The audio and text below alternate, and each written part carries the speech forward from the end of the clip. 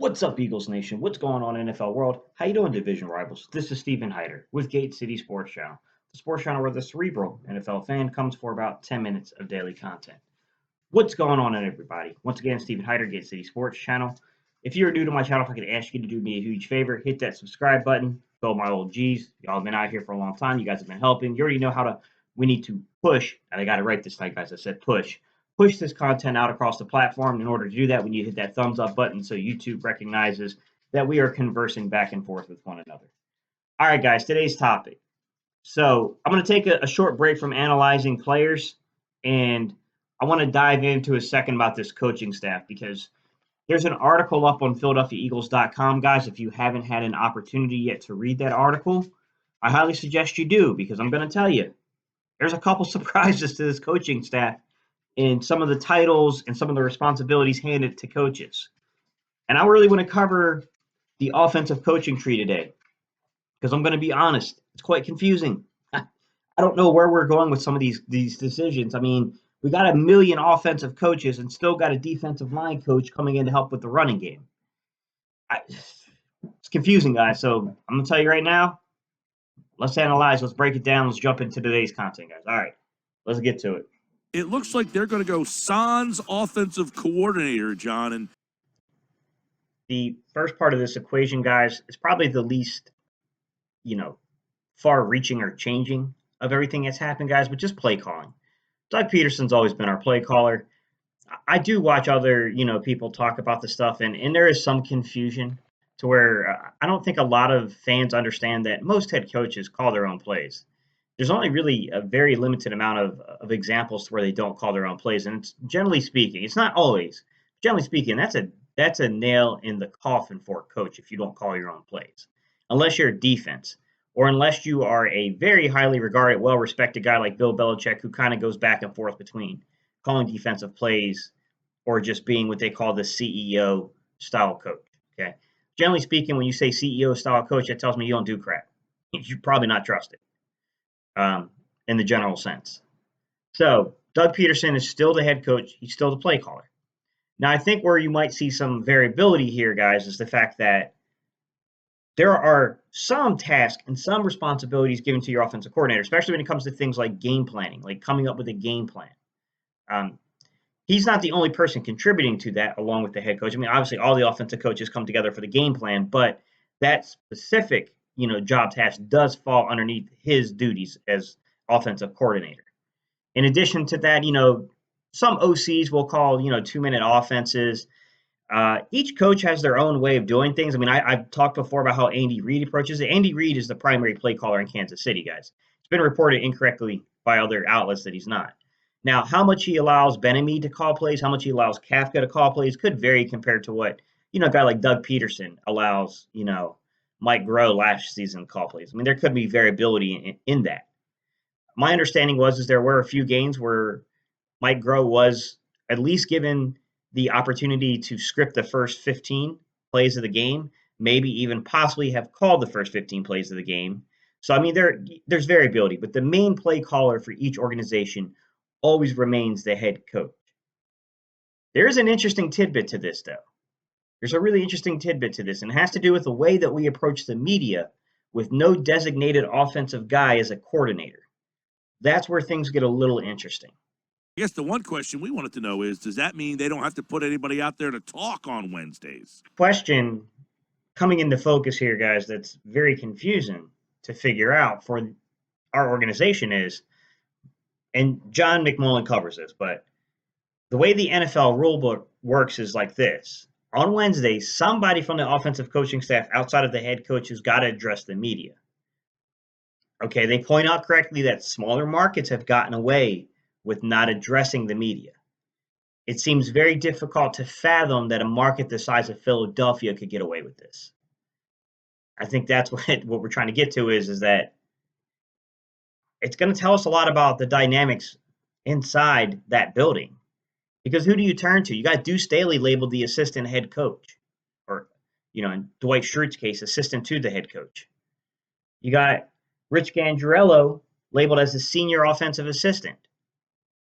What the hell else would he be doing? I mean, Seems to make sense. He's been a coordinator before. He's dealt with the media before. I could see that making sense. But in the same token, there's been so many reports coming out about Press Taylor. And they talk about Press Taylor being given this title of passing game coordinator, okay, which does not mean that this kid's going to be addressing the media or assuming all of Mike Groh's duties.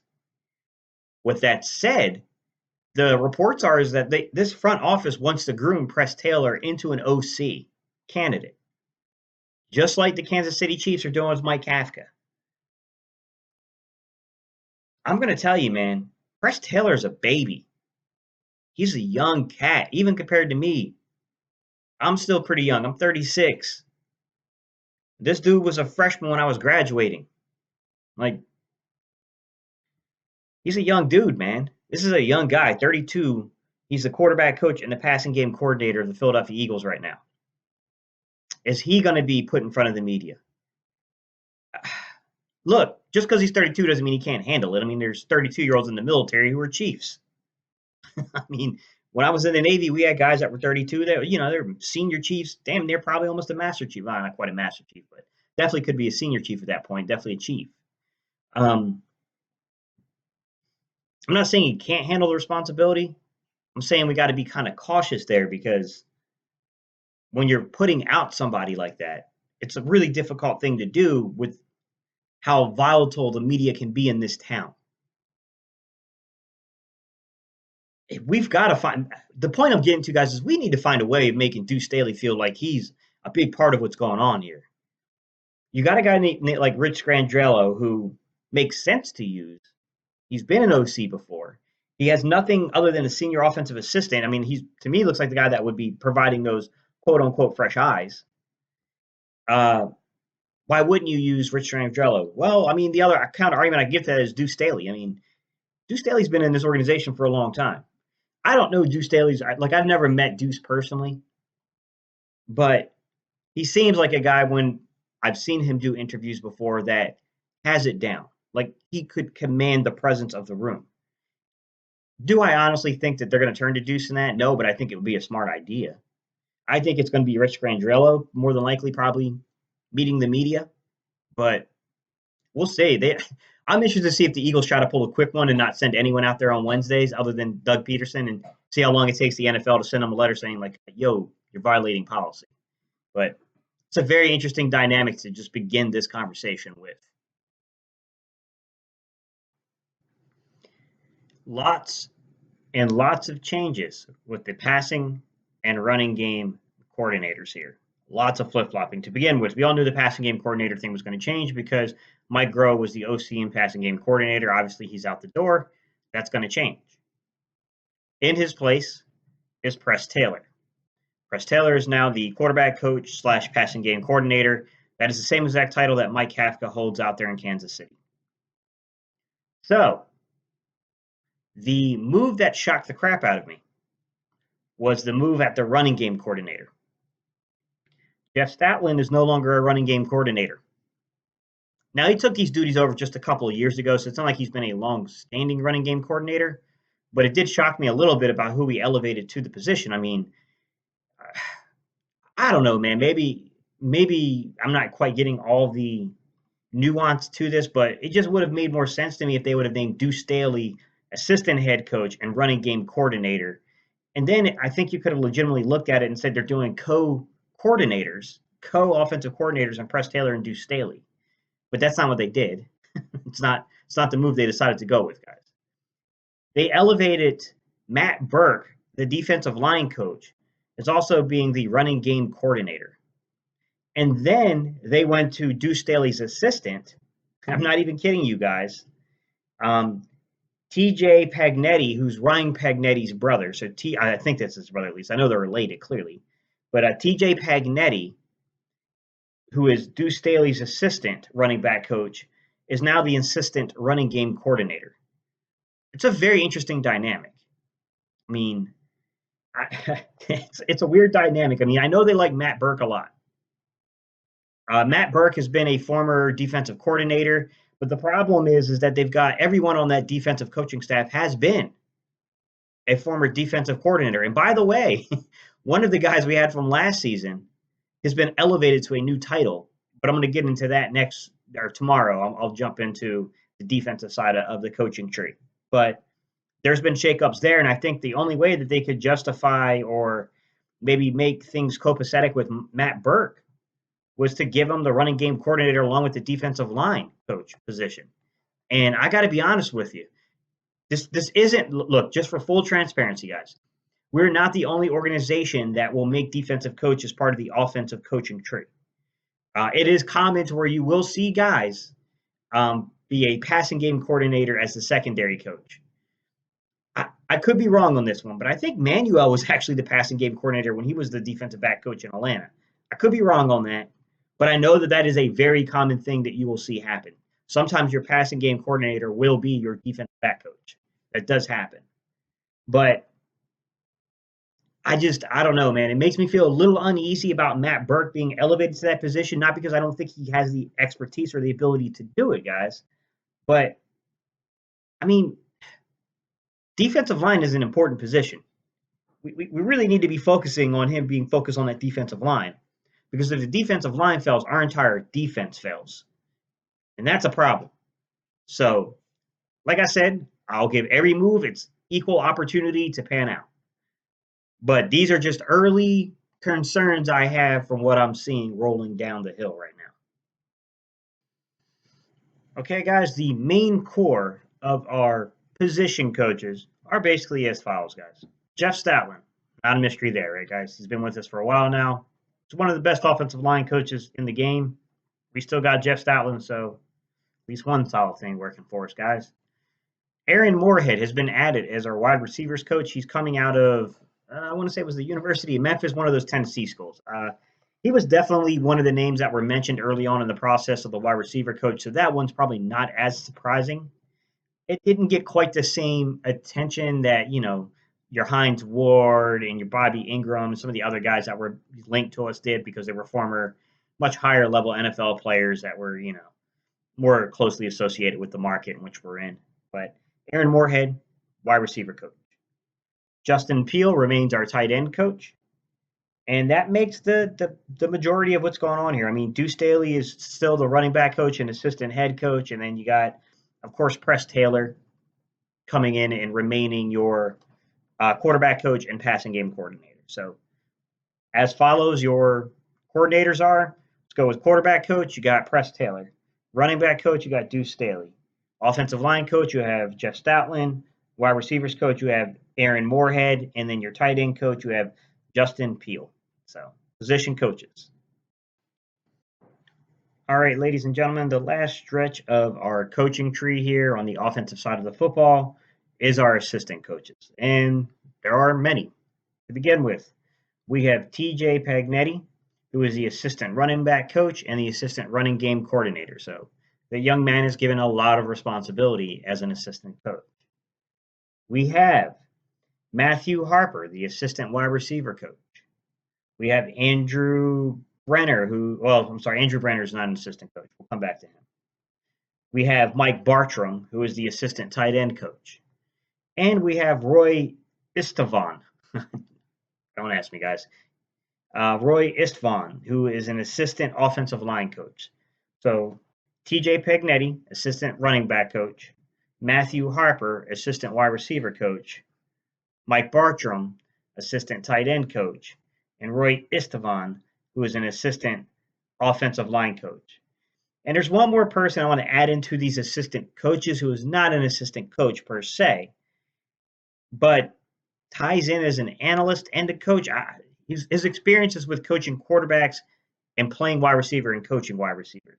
And that's Andrew Breiner, who is a new hire to this Eagles organization. As I understand it, he's part of this initiative or this directive that we were told we were going to get in terms of fresh eyes on the program.